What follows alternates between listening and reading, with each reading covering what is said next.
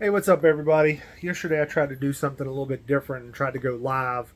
My scrolling thing, it was backwards on the live because I'm using my front facing camera. So tonight, this is obviously not live. I'm just going to read to you.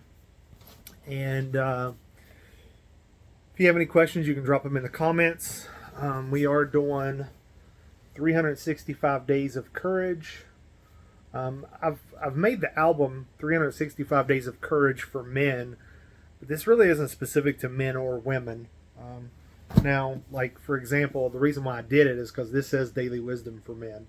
But if anybody can take anything from it, obviously, the more the merrier. So we're going to start with January 15th. Hope in the waiting. We hope in the hope. That's not what that says. We wait in hope for the Lord. He is our help and our shield. Psalm 33 and 20. The space between hope and fulfillment, right in the middle of the worst tension, can be trying. There may be different phases to your waiting seasons, and that's okay. No matter where you find yourself today, whether you are full of hope or leaning more toward despair, instead of looking to the promise itself, look to the promise keeper. The wraparound presence of God is your strength and shield. Ask God to give you eyes to see where He is already working miracles of mercy in your life. Ask Him to speak hope into your heart through whatever means necessary. Take a walk outside looking for evidence of God's faithfulness in nature. Call an old friend and catch up. Read a favorite passage from a book. You can take courage in the waiting because God is with you in it, and He has not finished working out the details of your story.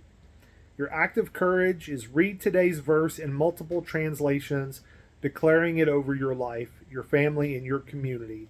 Use it to intercede for others. And then the second part of this is going to be Daily Wisdom. This book is from 2022, but the lessons are still relevant. And as I'm reading this, today is Martin Luther King Jr. Day.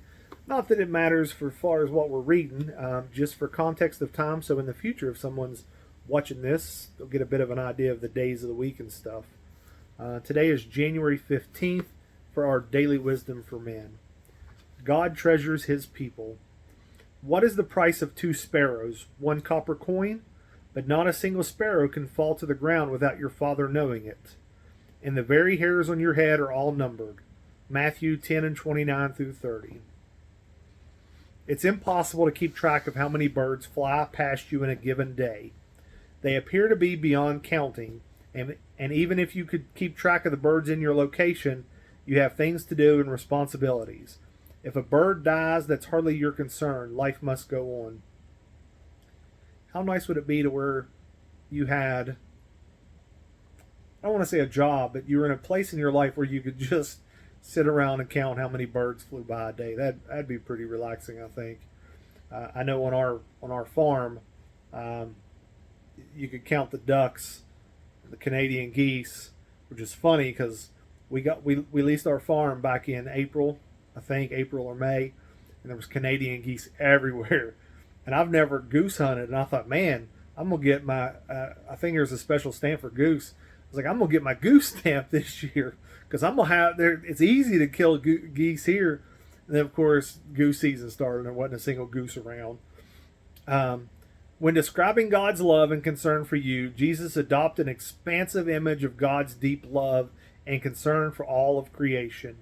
Just as God the Father knows when a single bird falls to the ground, He also follows the smallest details about you and your well-being. Such an assurance can give you an unshakable confidence in God the Father's deep love for you. He is attentive to the slightest losses and moments of grief in your life. You won't be overlooked. There's no such thing as God the Father being too busy to notice you or forgetting what your needs are. If even the hairs on your head are numbered, then surely He knows exactly what you need in each moment. This one ends with a prayer each day. Father, I will rest today in your present love that is fully aware of the highs and lows of my life. If you guys like what I'm doing, drop a comment down here and let me know. We're not going to read from the Have 'em All tonight. just to mix things up a little bit. But if you like what I'm doing, drop me a comment, hit that like button. If you're watching on YouTube, you can obviously hit the subscribe button like the scroll tells you to. If you're watching on Facebook, you can hit that follow button. I want to expand this. I want to make it something different, something better. I'm in the middle of redoing this studio to where across from me, I think I'm going to mount a TV and put a rocking chair type deal there and move my reading to there. And then when I go live or do my podcast, it'll be over here. But drop some comments. Let me know what you guys want to see. I could bring some of y'all on. We can have some discussions. I want this to be a place where we can foster conversation, maybe help each other. And I hope to see you guys tomorrow.